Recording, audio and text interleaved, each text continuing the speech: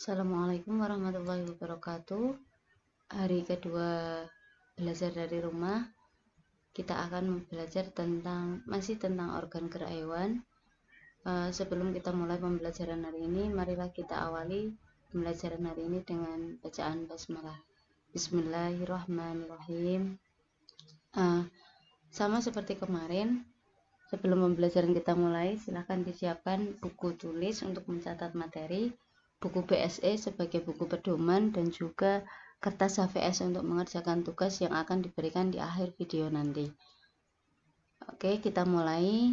Subtema 2, organ gerak hewan, pembelajaran 2. Muatan pelajaran pada pembelajaran kali ini adalah SBDP tentang gambar cerita, IPA tentang organ gerak hewan vertebrata atau hewan bertulang belakang, 3.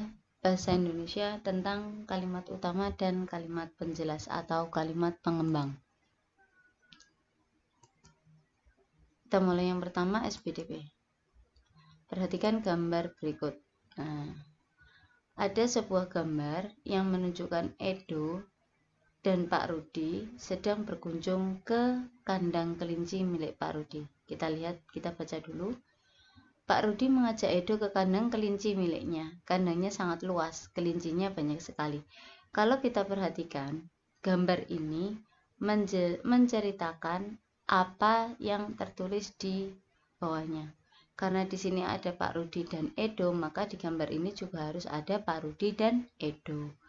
Terus di kalimat di bawahnya, di sini ditulis bahwa mereka mengunjungi kandang kelinci. Maka di sini juga harus terdapat gambar kandang kelinci, tidak hanya 1 atau 2 kelinci.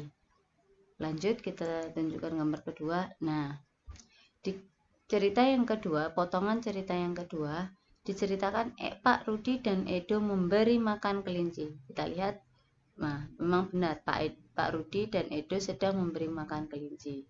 Lanjut, mereka memberikan wortel. Kita lihat, ternyata benar Edo memberikan wortel. Pak Rudi juga sedang memberi makan kelinci. Semua kelinci berkumpul mendekati Edo. Kita lihat, kelincinya memang berkumpul mendekati Edo dan Pak Rudi. Setelah mereka berkunjung, mereka memberi makan kepada kelinci-kelincinya. Kita lihat lanjutan ceritanya. Edo senang sekali. Edo tertawa kegirangan melihat tingkah lucu kelinci. Kita lihat wajahnya Edo, menunjukkan bahwa Edo sedang senang dan Edo sedang tertawa. Mengapa Edo tertawa? Oh, ternyata Edo melihat kelinci. Tingkah lucu kelinci. Di sini juga terdapat gambar kelinci. Kelincinya siapa? Kelinci milik Pak Rudi. Perlukah Pak Rudi ditampilkan di sini? Tidak, karena di sini yang diceritakan hanyalah tingkah lucu kelinci. Makanya di sini tidak terdapat gambar Pak Rudi. 4. Semakin lama diamati, tingkah lucu kelinci semakin menggemaskan. Edo pun ikut berlarian mengejar kelinci. Kita lihat gambarnya, Edo berlari mengejar kelinci. Sesekali Edo menirukan gerakan lucu kelinci, melompat, berlari, dan berdiri dengan 2 kaki. Setelah Edo berkunjung dengan Pak Rudi, Edo dan Pak Rudi memberi makan. Edo mengamati kelinci sehingga membuat dia tertawa.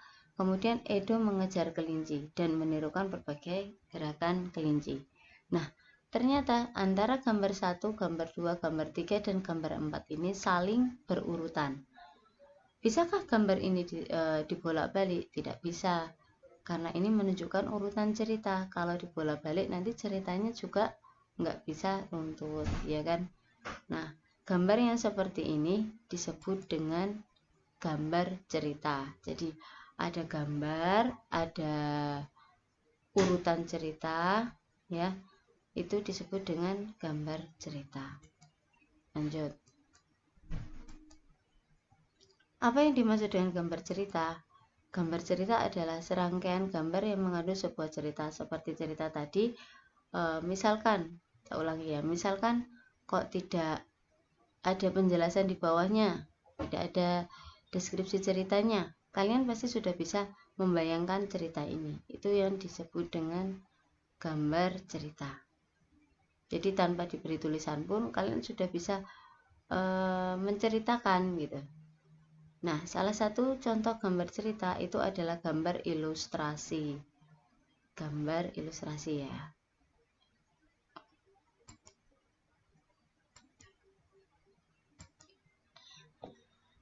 Apa itu gambar ilustrasi? Gambar yang mendukung isi sebuah bacaan atau gambar yang menceritakan sebuah bacaan. Contoh, ini salah satu contoh halaman buku yang berjudul Bumiku. Kita lihat di sini. Oh, karena judulnya Bumiku, maka diberilah gambar bumi. Tidak diberi gambar yang lain. Kalau dia diberi gambar yang lain, maka tidak bisa disebut sebagai gambar ilustrasi. Kenapa? Karena isi buku dan gambarnya berbeda. Jadi, setiap buku itu memiliki halaman depan yang disebut dengan sampul, di mana sampul itu menceritakan apa yang terdapat di dalam sebuah buku. Nah, yang kedua, ada buku PSE judulnya Kayanya Negeriku. Negeriku, kalian lihat negeriku. Nah, negeriku itu kan Indonesia, makanya di sini disebut ditampilkan peta Indonesia. Terus di sini ada kata kayanya. Oh, ternyata di bawahnya terdapat foto-foto ini. Foto apa? Foto yang menunjukkan kekayaan alam dari Indonesia. Jadi, dengan melihat gambar ini, kita bisa, sebelum membaca buku, kita bisa mengira-ngira isi bukunya seperti apa, gitu kan. Karena ini judulnya Kayanya Negeriku, berarti nanti isi yang ada di dalam buku ini ada menceritakan tentang kekayaan alam yang ada di Indonesia. Lanjut.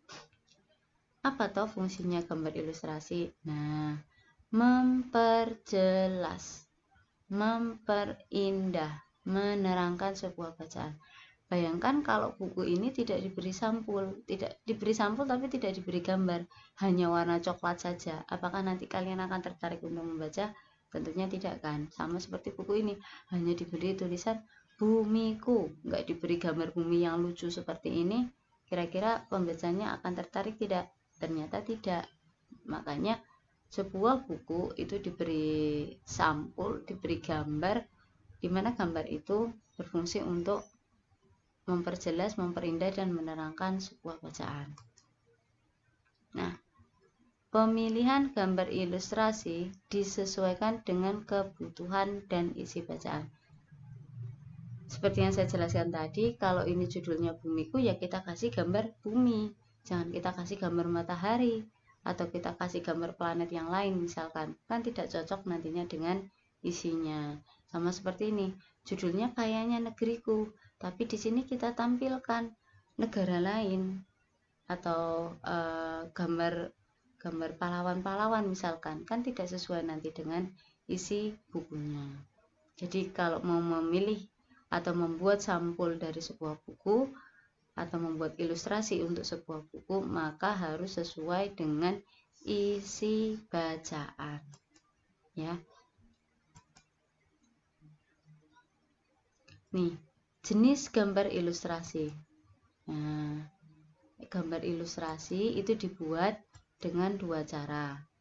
Ada yang berupa foto, ada yang berupa gambar tangan. Kita lihat yang berupa foto dulu. Nah, ini foto, berupa foto. Jadi dibuat dengan menggunakan alat atau media kamera. Sedangkan kalau berupa tangan, nah ini kita lihat gambarnya. Ini kan bukan gambar foto ya. Ini adalah gambar tangan, hasil dari menggambar dengan tangan. Lanjut. Contohnya apa saja sih gambar ilustrasi? Ini penting ya, jadi tolong nanti dicatat. Contoh gambar ilustrasi. Ini ada satu halaman buku full dengan gambar dan ada sedikit cuplikan cerita di atasnya. Ini disebut dengan cergam. Jadi cerita bergambar atau cergam. Satu halaman berisi satu gambar penuh dan terdapat teks bacaan atau dialog di dalamnya. Seperti ini kita lihat, Bu Ayam merawat keempat anaknya dengan penuh kasih sayang. Dia tidak membedakan mana anak kandung dan mana anak angkat. Bahkan menyayangi Dudung tanpa mempermasalahkan wujudnya. Dudung bahagia bisa bersama dengan Tito, Gogo, dan Kiki. Ini ada cuplikan cerita, ada gambar ilustrasi yang menceritakan tentang Diti, Gogo, Kiki, dan Dudung. Dicerkam. Tuh.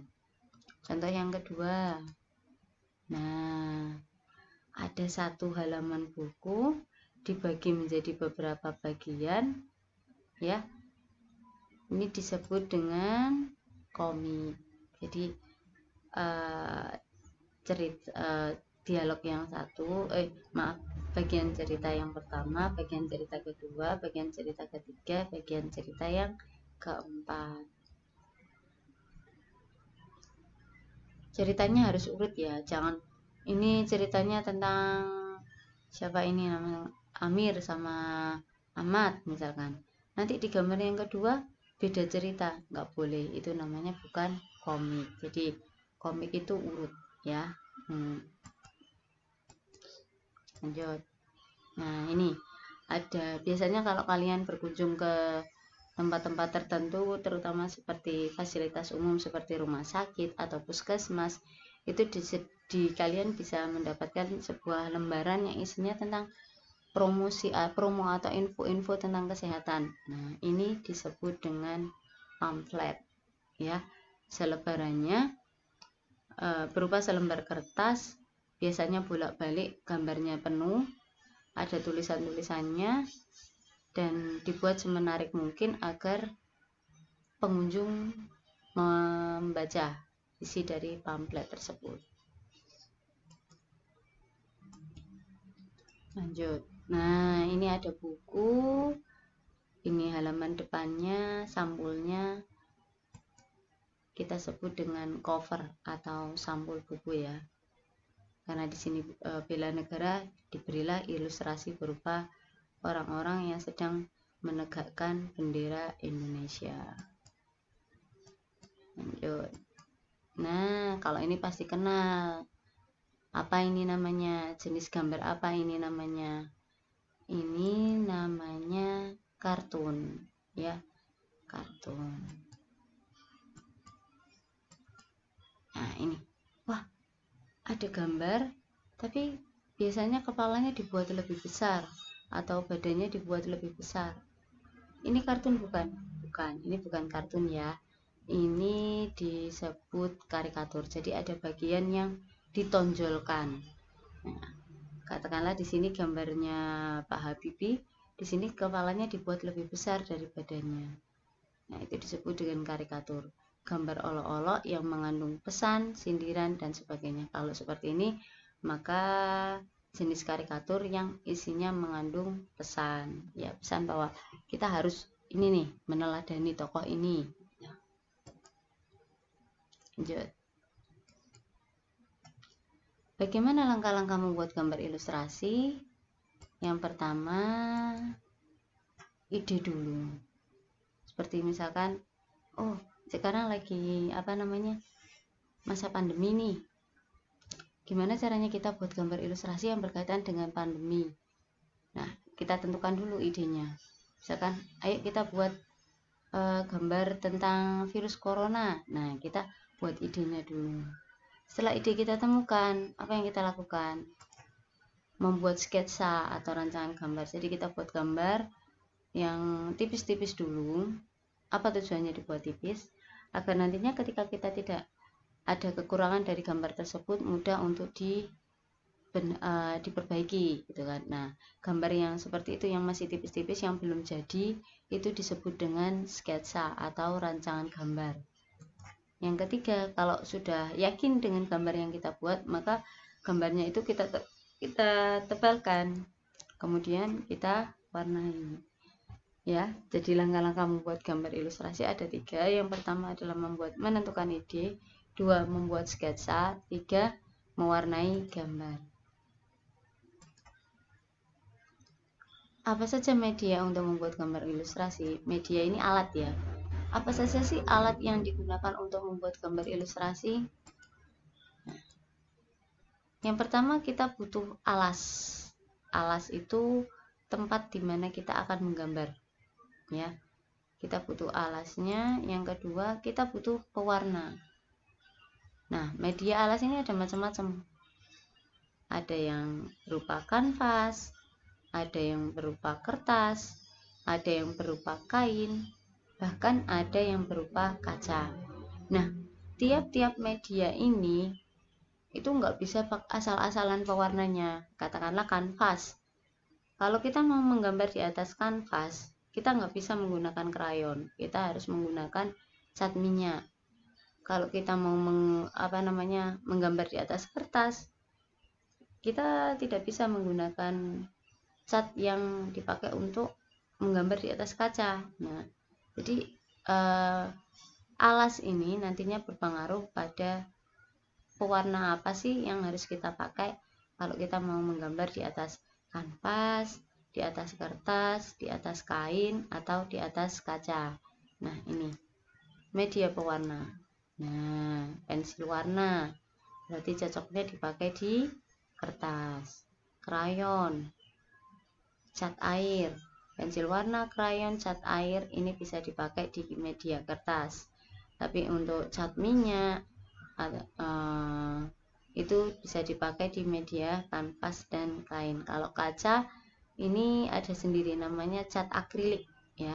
Jadi dia menempel di atas kaca. Kalau misalkan kamu mau menggambar di atas gelas kaca pakai cat minyak, ya nanti dituang air di dalam gelasnya bisa luntur. Nah, kalau di atas kaca ini khusus namanya pakai cat akrilik, ya, dimana dia bisa menempel di kaca dan tidak mudah luntur. Lanjut. IPA sekarang. Alat gerak hewan vertebrata.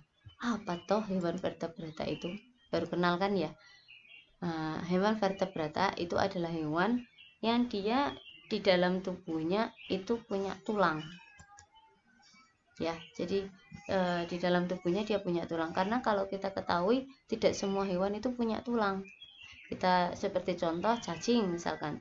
Cacing kan tidak punya tulang di dalam tubuhnya. Maka cacing bukan termasuk hewan vertebrata. Contoh lagi siput. Bu, siput punya cangkang. Ya, cangkang itu pelindung, bukan tulang, ya. Jadi siput yang disebut dengan siput itu adalah hewan yang ada di dalamnya. Nah, siput itu tidak punya tulang di dalamnya. Maka siput tidak bisa dimasukkan ke dalam hewan vertebrata. Contoh lagi ulat bulu. Ulat bulu juga tidak punya tulang di dalamnya. Di dalam tubuhnya dia tidak punya tulang. Maka dia tidak bisa disebut sebagai hewan vertebrata. Yang dimaksud dengan hewan vertebrata itu adalah hewan yang di dalamnya itu punya tulang. Atau sebutannya hewan yang memiliki tulang belakang.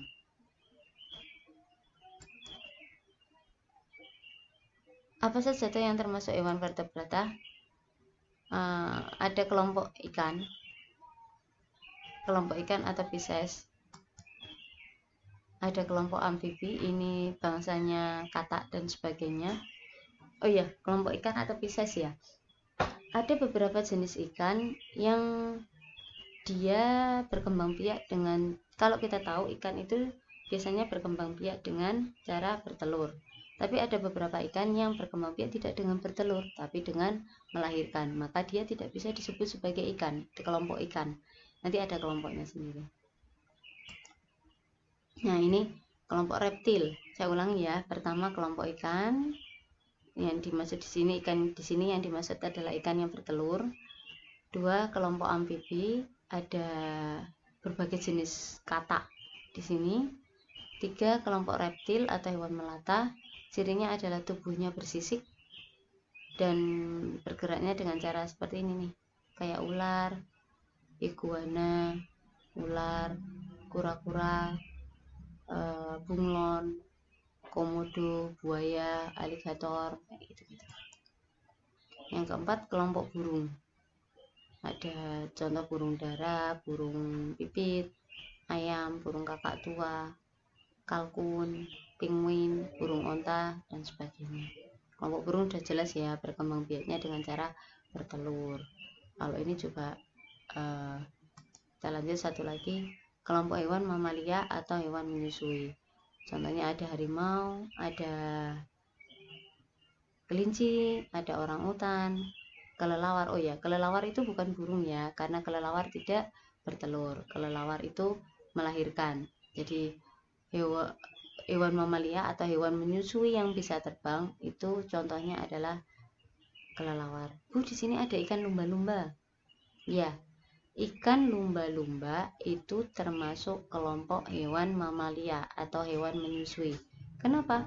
Karena lumba-lumba ini karena lumba-lumba ini berkembang biak dengan cara beranak dan dia bernafas dengan paru-paru. Ya, lanjut. Kita bahas satu-satu. Alat gerak pada kelompok Pisces atau ikan. Perhatikan gambar berikut. Nah, ini ada gambar ikan. Saya hanya ambil contoh satu ikan saja. Kita lihat bagian-bagian ikan. Ada kepala ya ini, ada mata, ada mulut, ada ini yang samping ini. Ini sirip namanya, sirip samping. Ini sirip juga. Dan yang belakang ini ekor.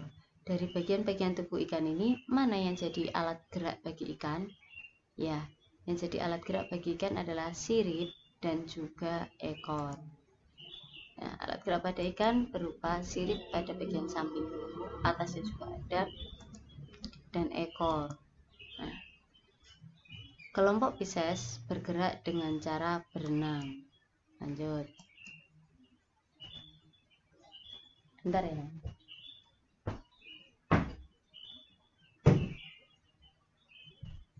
Dua kelompok amfibi. Perhatikan gambar berikut. Nah, ini amfibi bangsa katak ya. Kita lihat. Wah, nggak punya sirip, nggak punya sayap nih. Kita lihat alat gerak bagian tubuhnya dulu ya. Ada mata, ada kepala, ada mulut, ada badan, ada kaki. Nah, dari bagian-bagian tubuh amfibi ini, mana yang dijadikan sebagai alat gerak? Ya, dua pasang kaki, yaitu sepasang kaki di bagian depan dan sepasang kaki di bagian belakang. Kita lihat nih, kaki depan sama kaki belakangnya ukurannya sama tidak? Oh, ternyata tidak sama. Kaki depannya lebih pendek ketimbang kaki belakangnya. Nah, hewan amfibi ini bergerak dengan cara melompat. Ini keterangannya. Kaki depan pada hewan amfibi lebih pendek daripada kaki belakangnya. Lanjut, alat gerak pada hewan reptil. Perhatikan gambar berikut. Nah, kita lihat nih reptilnya. Ada beberapa reptil yang dia tidak punya kaki, terutama ular ya di sini. Kalau ini punya kaki, komodo punya kaki, kura-kura punya kaki, bunglon punya kaki, iguana punya kaki, buaya punya kaki. Ternyata ular tidak punya kaki. Kalau pada hewan-hewan reptil yang punya kaki, sudah jelas alat geraknya adalah kaki. Bagaimana dengan yang tidak punya kaki? Beberapa jenis hewan reptil yang tidak memiliki kaki bergerak dengan menggunakan otot perutnya. Jadi ini dia bergerak menggunakan otot perutnya. Ular ya, contohnya ular. Sedangkan pada hewan reptil yang berkaki, alat geraknya berupa kaki. Contohnya buaya, kadal, kura-kura, komodo, iguana. Lanjut. Alat gerak pada kelompok aves atau burung. Perhatikan gambar berikut.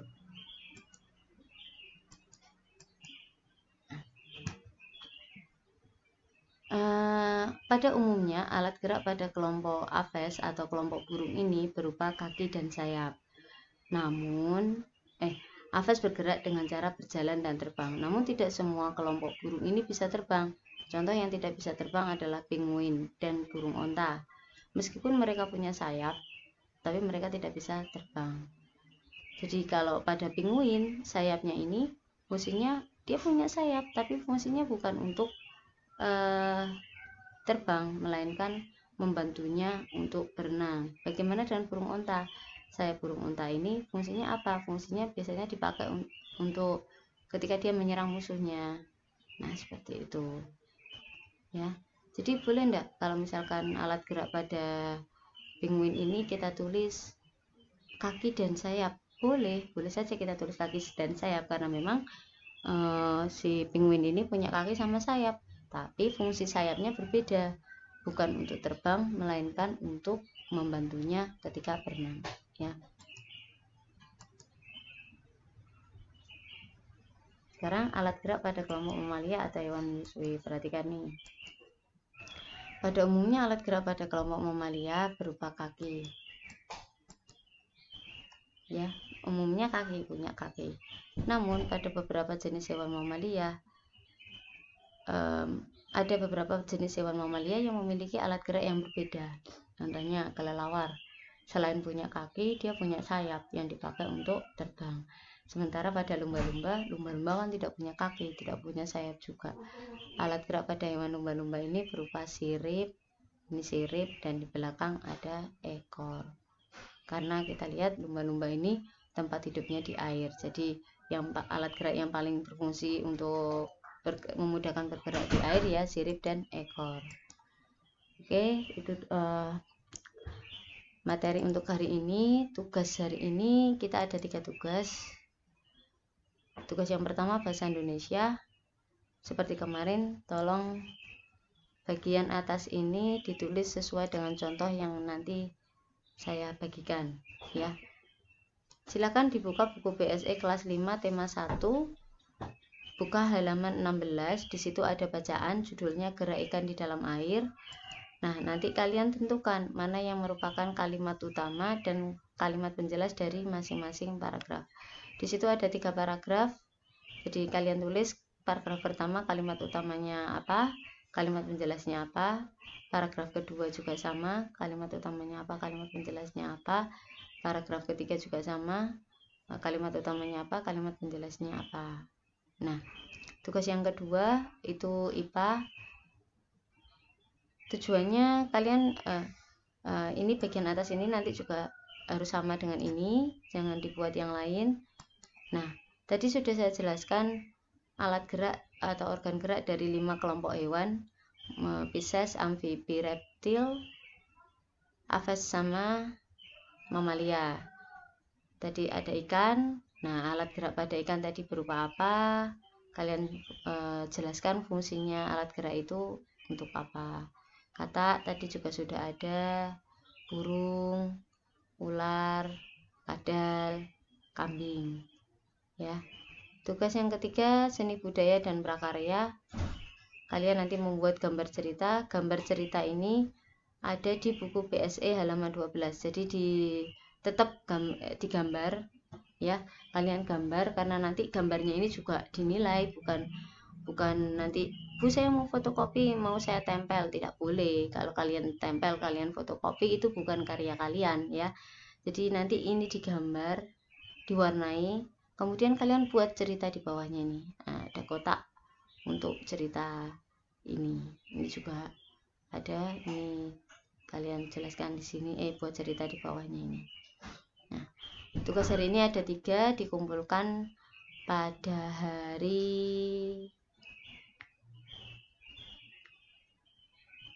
Jumat, ya, Jumat pagi jam 8 sampai jam 10 bisa dikumpulkan di sekolah. Misal kok tidak, ya hari Jumat tanggal 24 nanti dikumpulkan di sekolah jam 8 sampai jam 10. Terima kasih untuk atas perhatiannya hari ini. Kita akhiri pembelajaran hari ini. Wassalamualaikum warahmatullahi wabarakatuh.